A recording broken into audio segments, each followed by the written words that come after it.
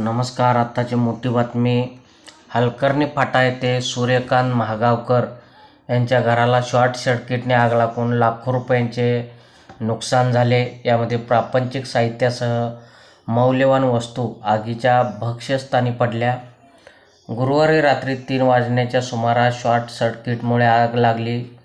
प्रथमतः कपड्यांनी पेट घेतला. आग लागताच सूर्यकांत यांना जाग आली.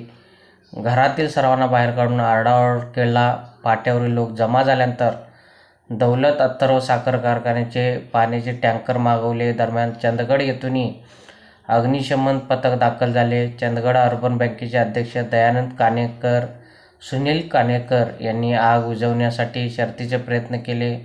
या आगीत लाखोंचे नुकसान झाले आहे. वेळीच दौलत अथर्व प्रशासनाने पाठवलेल्या पाण्याचा टँकर व चंदगड नगरपंचायतच्या अग्निशामक दलाच्या तत्परतेने आग आटोक्यात आली. आग शॉर्ट सर्किट किंवा गॅस लिकेज झाल्याने लागल्याचा संशय व्यक्त केला जात आहे.